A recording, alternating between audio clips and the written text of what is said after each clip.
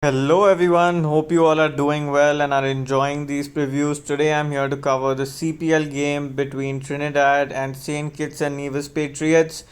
Here they also have an amazing leaderboard. Before that I also wanted to cover the Road World Safety Series game, but there's been too much of rain there. It's been a waste of time and preview, so I'm not really going there too much today.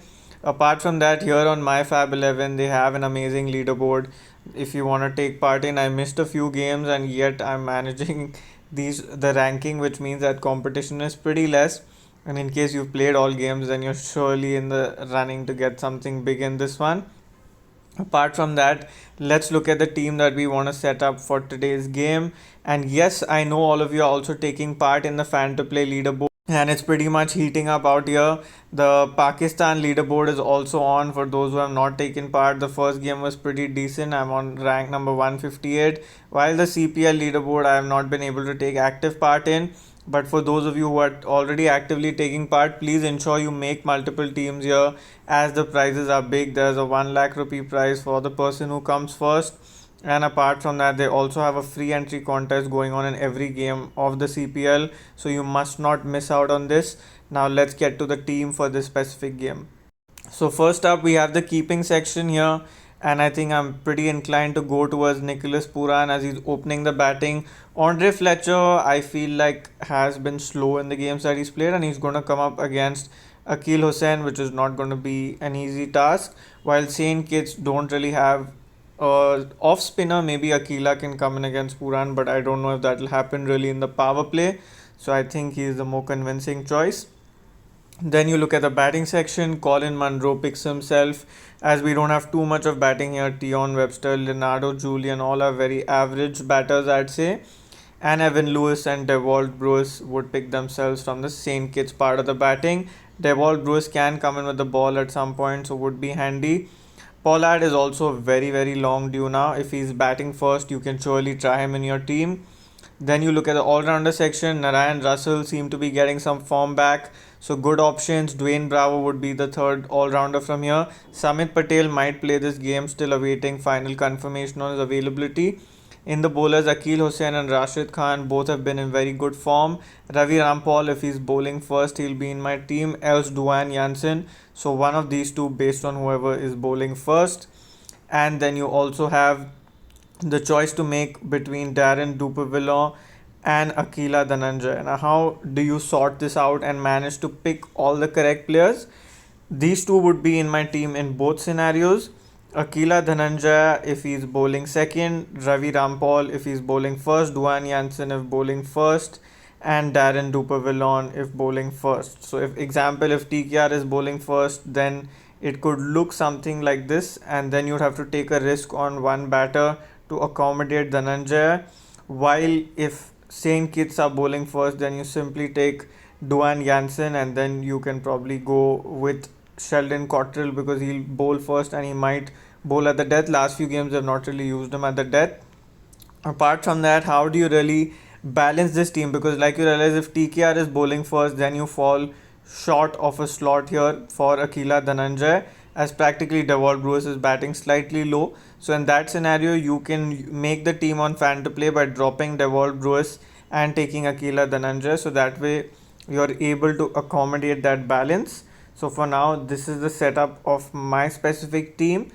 And looking at captaincy, vice captaincy choices, DJ Bravo not got too many wickets, but he is bowling at peak death, and a wicket here and there is coming anyway. So if he is bowling first, he's a good choice, in which case TKR would be bowling second. So Akil Hussain would be my vice captain. If Saint Kitts are bowling second, then Rashid Khan would be my captain, and then my vice captain would be Andre Russell. So that is what the team setup looks like for me. Pretty clear in terms of how I'm thinking of my captaincy and vice captaincy choices. This team is shared in the Guru section of the MyFab 11 app. Link is in the description. You can directly click on create team and copy my team directly from here. No hassle at all. Apart from that, let's look at the Exchange22 picks for this game now. So looking at the Exchange22 picks for the TKR versus St. Kitts and Nevis Patriots game, when you look at the choices that you have here, I think if TKR is batting first, Nicholas Puran at rupees 30 is a good choice. Apart from that, I don't know if Kyren at 27 is decent enough or not. Akil Hussain, if bowling second at 40, is a good price because when he's bowling second, batting first, he also might get an opportunity with the bat. Same for Sunil Narayan at 45. Ravi Rampal, Darren Dupervillon, if bowling first at this price, are pretty good. 26 and 28 means 2 wickets and they give you profit. From the Saint Kitts team, Dwayne Bravo, if he's bowling first, but again he's at 40, so even at 2 wickets, you only get cost back. Rashid Khan, surely if batting first and bowling second, because then he'll get opportunity in both departments.